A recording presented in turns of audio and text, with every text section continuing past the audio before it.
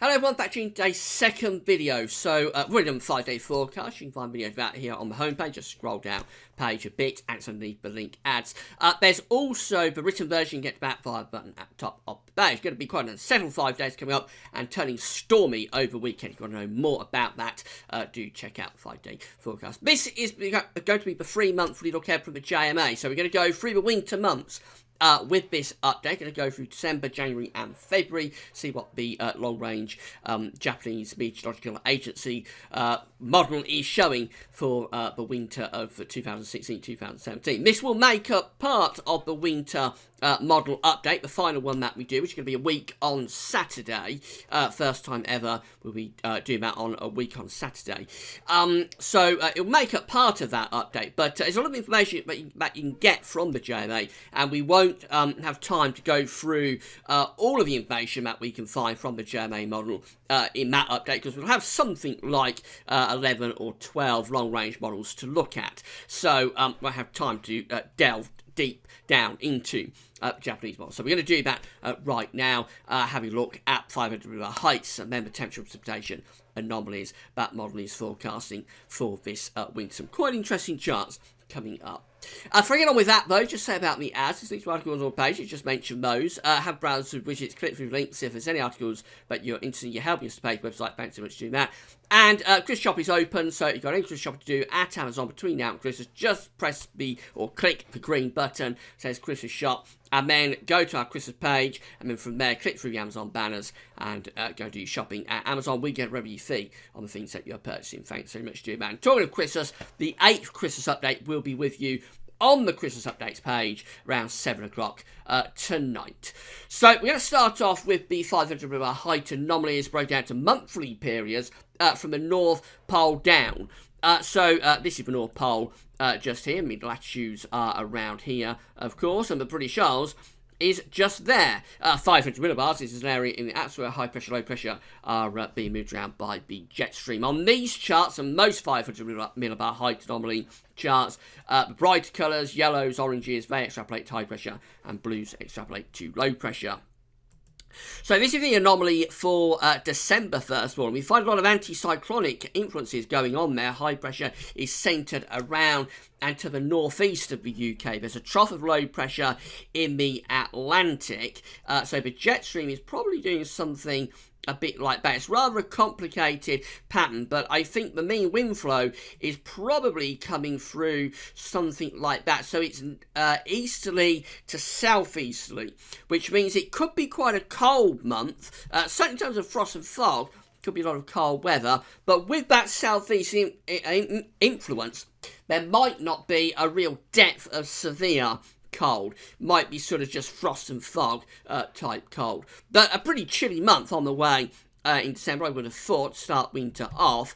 And in far cry to December last year, of course, which was exceptionally warm.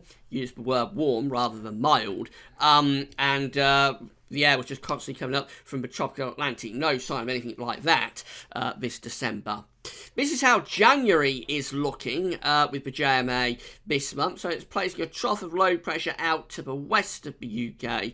Above average heights again to the northeast and going to the north. Again, quite a complex pattern. The jet stream, I think, is on a southerly track, so we're on the cold side of the jet, and it wouldn't take very much at all to be entrenching cold air via that blocking into this trough of low pressure. As it is, again, it's just not quite right to be delivering us very cold conditions, but certainly it would be seasonable. I think the jet stream is to the south as we are on the cold side of the jet. There's enough blocking there to at times be bringing us quite cold air into this trough of low pressure. So again, I think we're probably looking at a fairly cold month, certainly with some wintry potential, albeit again not severely cold, not widespread snow from beginning to end. But I would have thought a much more seasonable month again coming up there compared to anything that we had last winter. Remember, the further out we go with this, the more unreliable it's becoming. We finish up in February. This is the 3rd month, and this one looks genuinely cold from the JMA. Look what's happened now. The blocking, the above average heights is now centred directly to the north of the UK, extending through Greenland and even going up into the North Pole. That trough of low pressure that in January is centred to the west of us is now centred to the south of us in February, which means that the door is well and truly opened to properly cold air. That will be a properly cold month, maybe even very wintry with that low pressure down to the south of us. So quite a lot of snow potential there, and bitter easterly winds certainly couldn't be ruled out. So it takes a long time to get there, but eventually it does arrive in what is looking like a very cold and wintry month for February.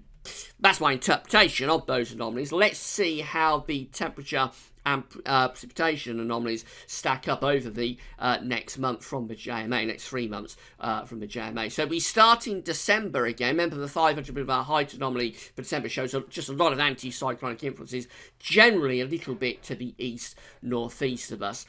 Just to tell you where we are on this chart. So this is the tropics and the equator just here. The northern hemisphere is just there. The southern hemisphere is down here. You can't see the polar regions, but the South Pole is off the map just there, and the North Pole excuse me, which we was just looking at, the North Pole view, that's up here again off the chart. The British Isles in the very far top right hand corner of the chart, as you're looking at it, tucked away there, as we normally are on these long range models. So we find for December, again we've got that ridge over and to the east northeast of us, with a deep trough of low pressure out in the Atlantic. That means that for precipitation, actually it's a little bit wetter than anticipated. I thought it'd probably be quite a dryish month. It's near normal precipitation, maybe a little bit above average, and interestingly the wettest anomaly there looks like it's to the eastern side of the country, so it does imply that those easterly winds are probably coming in, probably delivering showers to the east coast. If it's cold enough, those showers could be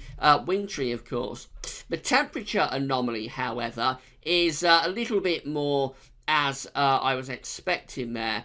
Temperature anomalies generally coming out a little bit above average, although again can't really make it out that well, but to the far southeast of the country it is a little bit colder than average there. Just indicating that we are probably bringing quite a few easterly influences. The mean wind direction is quite interesting. The black arrows are hard to make out here.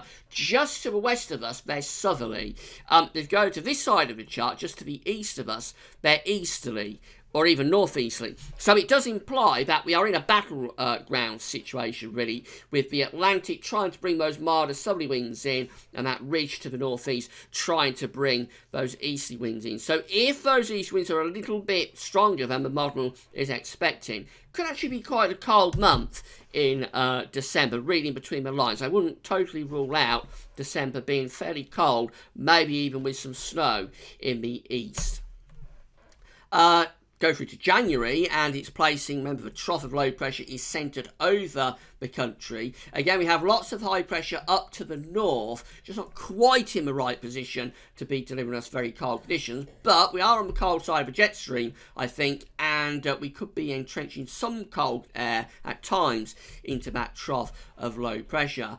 The precipitation anomaly is significantly wetter for January. It does look a much wetter month compared to December, and you would expect it because there's a trough centred over the top of the country. The temperature anomaly, again, it's close to average or a little bit milder than average, so it isn't seeing anything desperately cold in January. The mean wind flow, again, is quite complicated.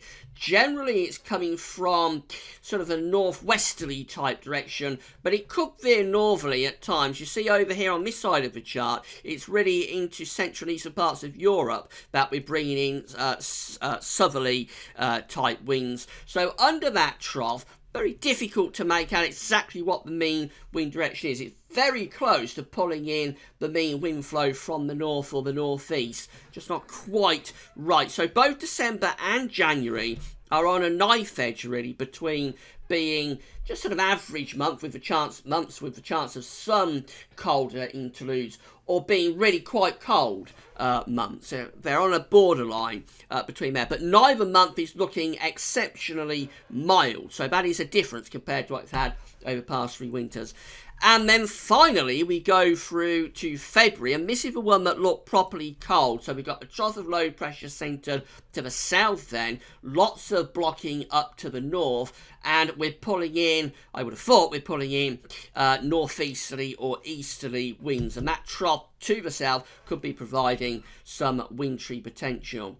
The precipitation anomaly shows that northern parts of the country across that blocking are drier than average. In the south, though, it's actually a bit wetter than average, or precipitation is above average. And of course, in a cold month, a lot of that could be snow.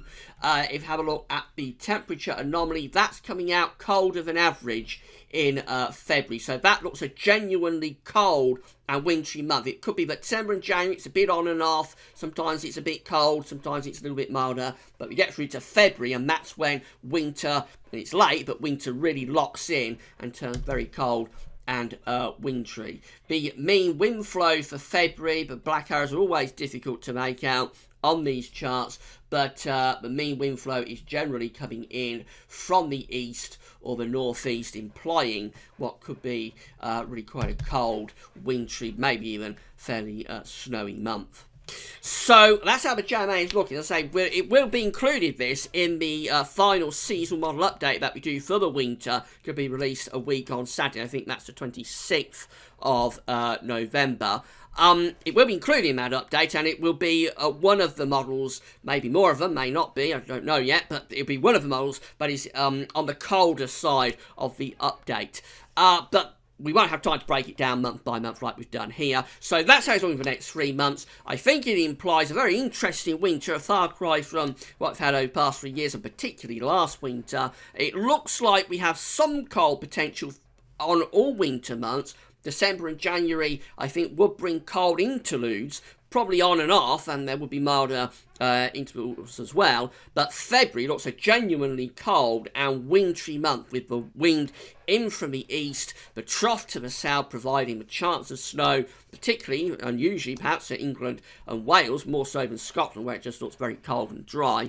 And February looks genuinely very wintry. But the other 2 months have interest as well. So if the JMA is right, it's going to be quite a exciting winter if you want cold and snowy conditions. But as ever with these long-range models, they are unreliable.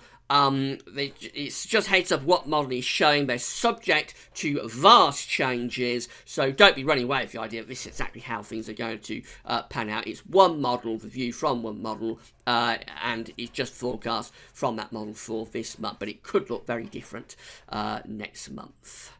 Right, that's all for now. Don't forget to check out 5-day forecast if you haven't done so yet, and later on, around 7 o'clock tonight, we'll have the 8th Christmas update. That's all for now. Thanks for watching.